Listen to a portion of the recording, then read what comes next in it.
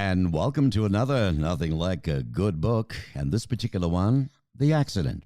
It captures the sweet, playful, and giggly personality of a nearly 3-year-old, Gayle Fein Petrillo, off with her mom to a grown-up tea party. Different. Her life is unexpectedly changed by the physical and emotional scars left after a terrible accident.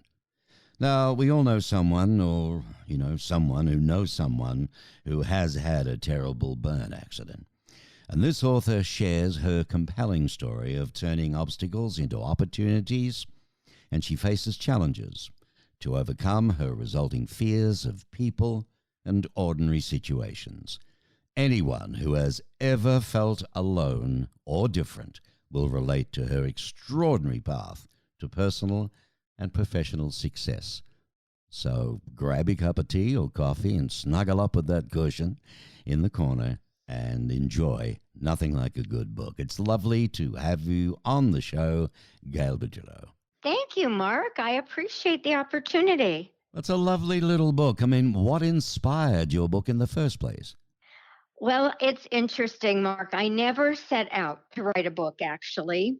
A slip of my tongue at a fundraiser got the attention of a gal in the audience who I knew by reputation but had never met.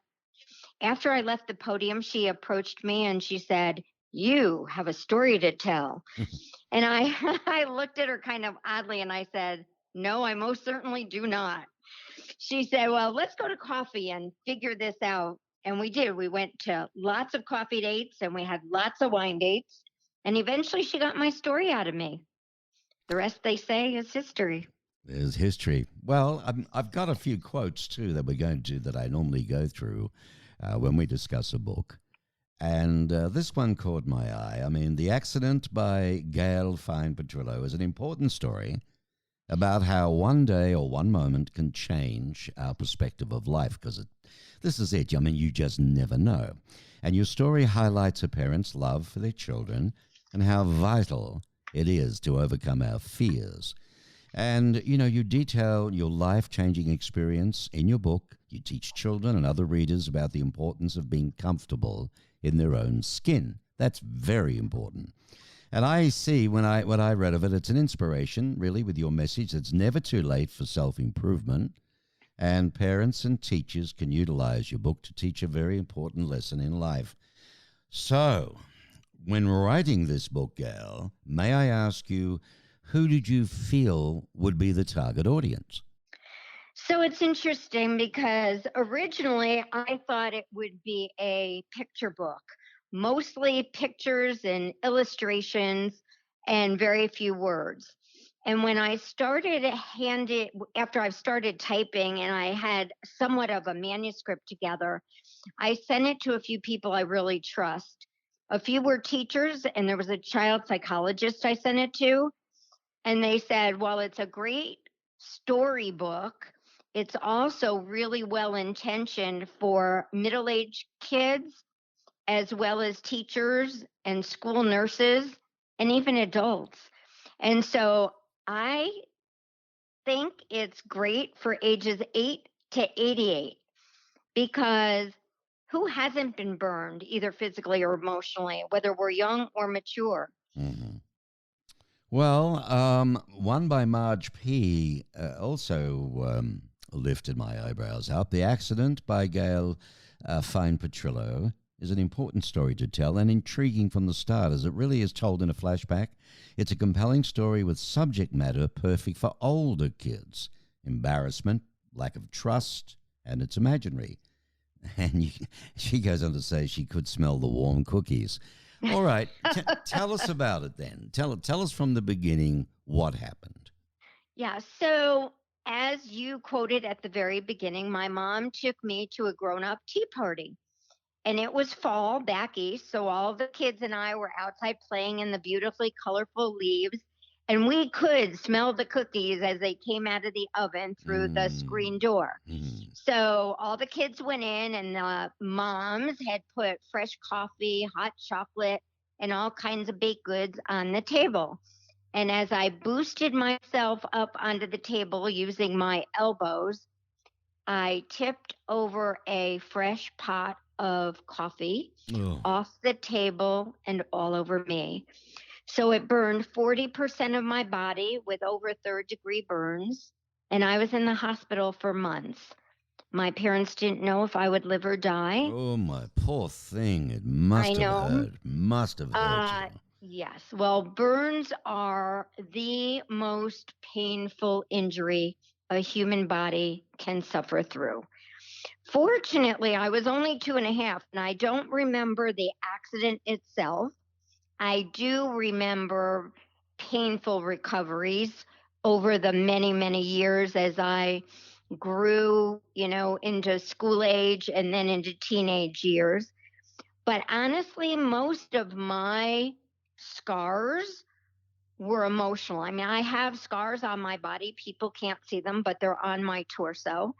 But most of my scars are emotional. I mean, I grew into from a giggly, outgoing, girly girl who loved meeting new people and going places to someone who became afraid of everyone and everything.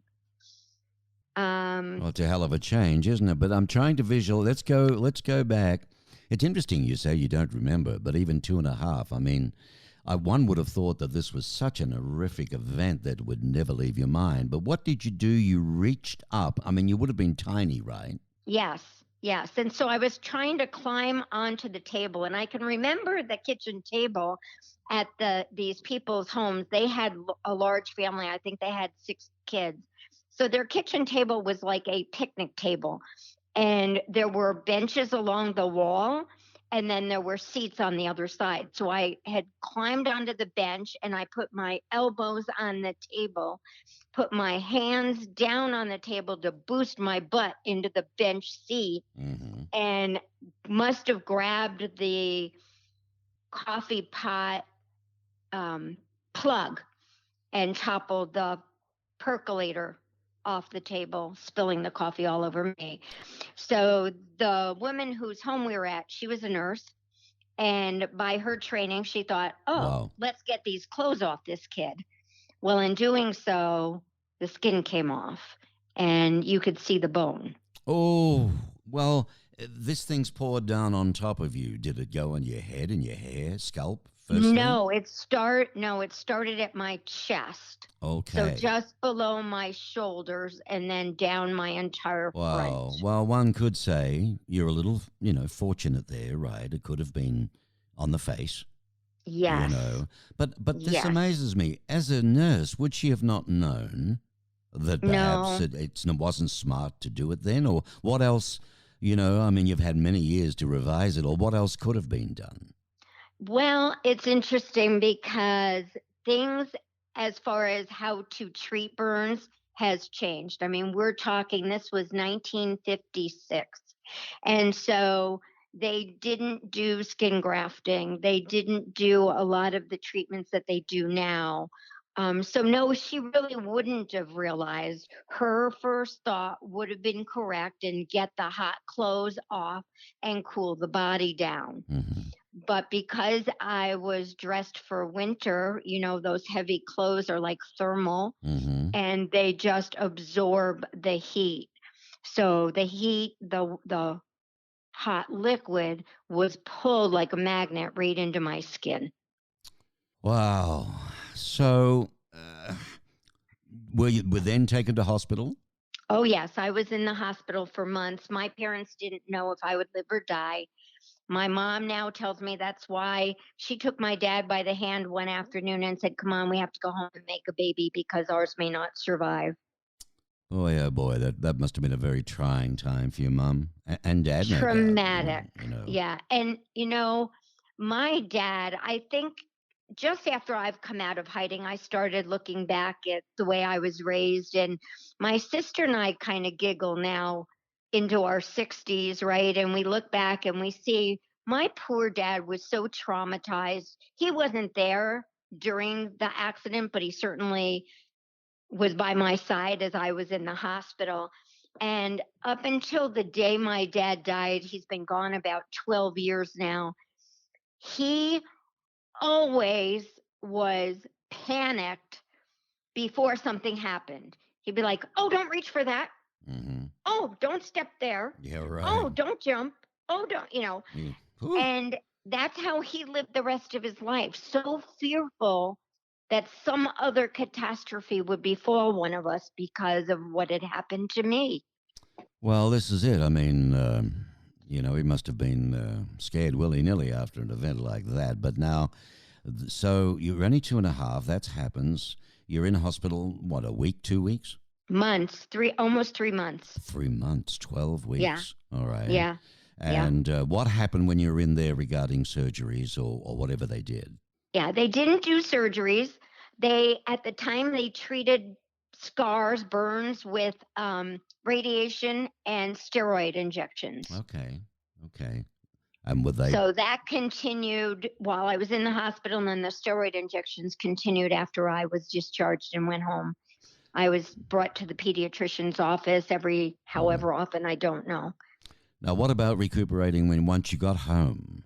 How long did that take? Well, I'm not talking about mental at the moment. I'm talking about Yeah, physical. physical. So really years because um, scars as they heal itch tremendously. And scars, as you grow, your body changes and your skin grows as your Hmm. body grows. And so all of that is extremely uncomfortable, discomfort, pain, all of that. So, yeah, I struggled for years. Couldn't be outside. The scars were not supposed to be in direct sunlight. They're still not to this day. They know that. Right. And so But you have to cover up every time you went outdoors? yes, yes, That would have been a yes, yes. pain in the butt for you. Therefore, how did you ever get Yes. on with the kids going swimming or anything during the summer months?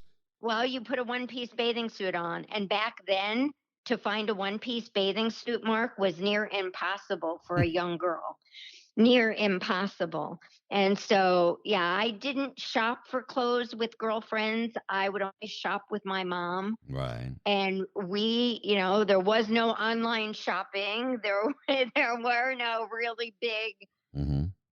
chain stores like Macy's and whatnot. So we struggled trying to find bathing suits to fit and cover all of my necessary scars. Now, while Oh. that's And happening then, physically, what's happening mentally for you? yeah, so mentally, as I said, I became afraid of everything and everyone. I had phobias and fears, both rational and irrational, Hmm. to the point where I was so afraid of crawlies that I couldn't go out and play in dirt with kids. Right. I was very fearful of flame. To this day, I don't light a match. Hmm. Sparklers still scare the hell out of me. Hmm. But back then, most stoves had gas were run by gas, and unlike today's gas stoves where you just turn on Hmm.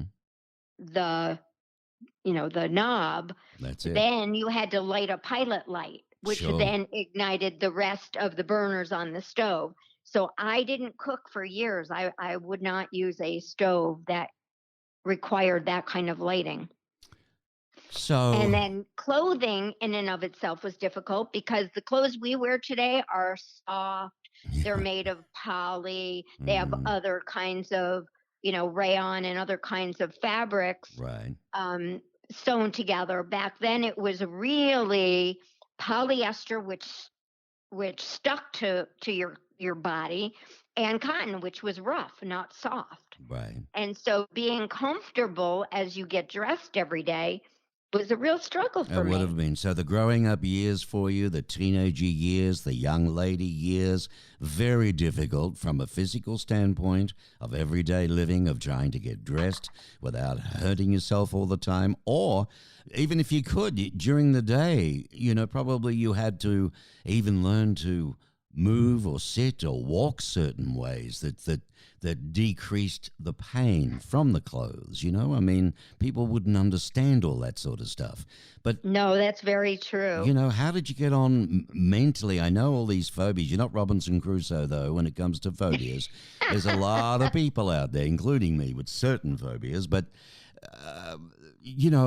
what about your teenage years there? How did you live life with all these things coming in at you?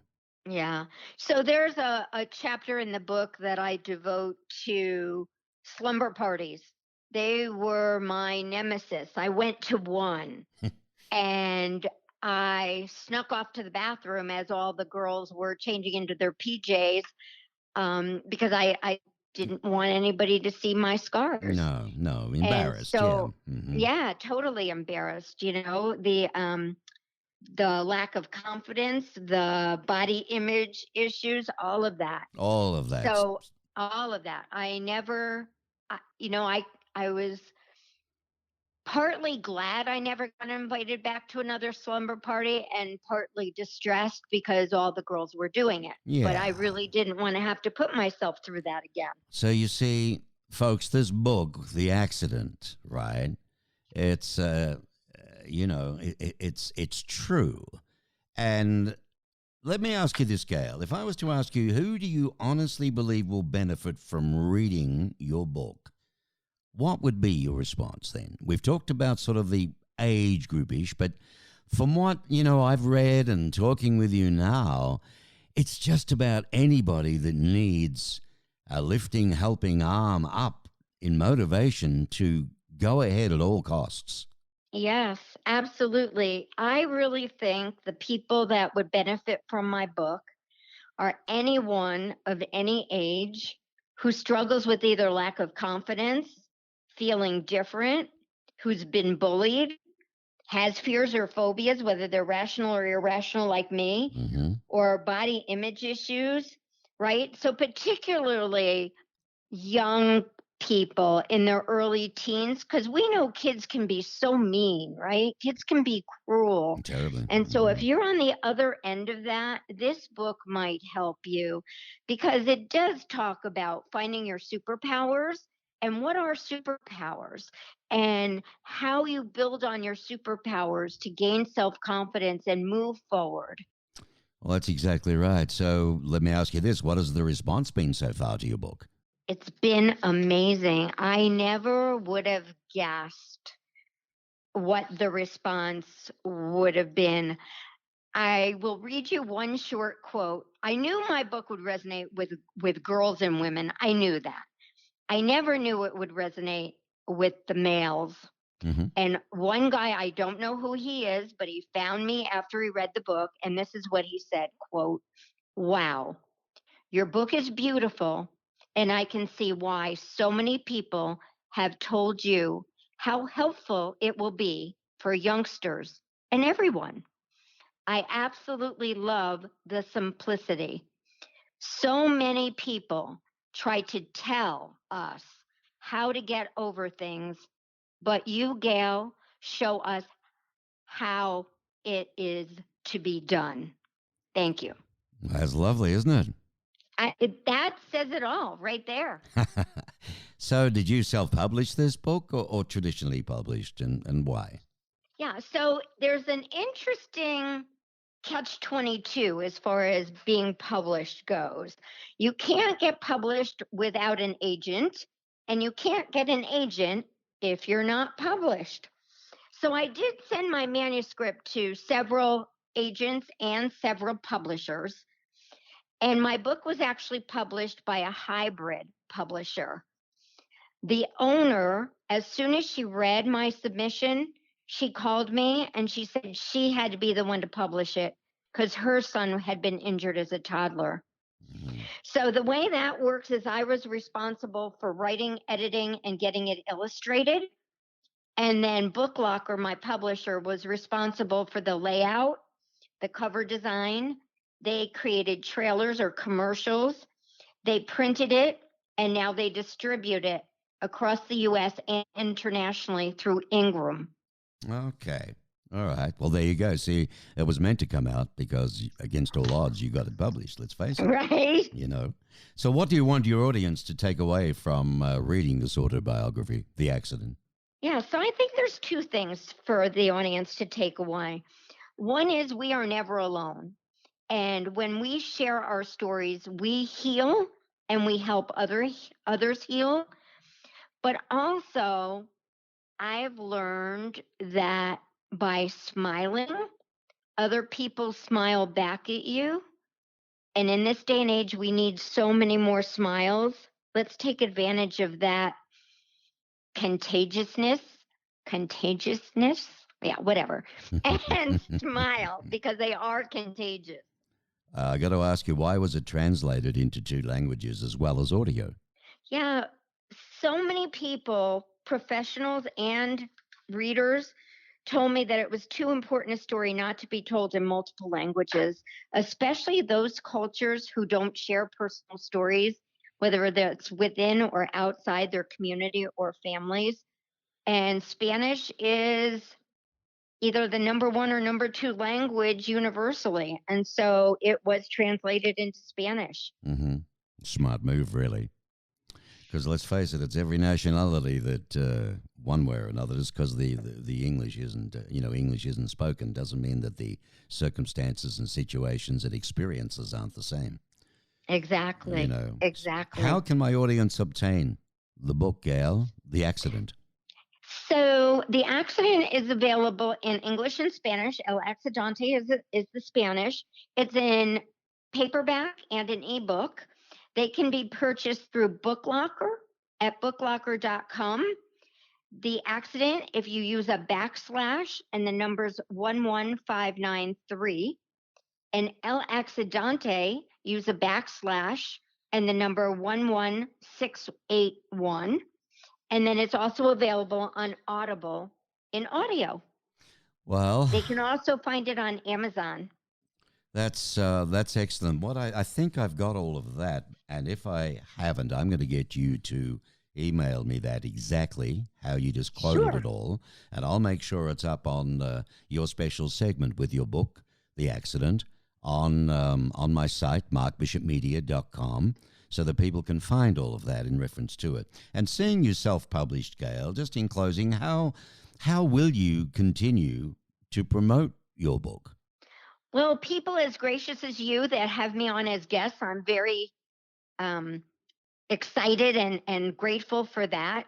I've been on some podcasts. I have several more scheduled that are local as well as national.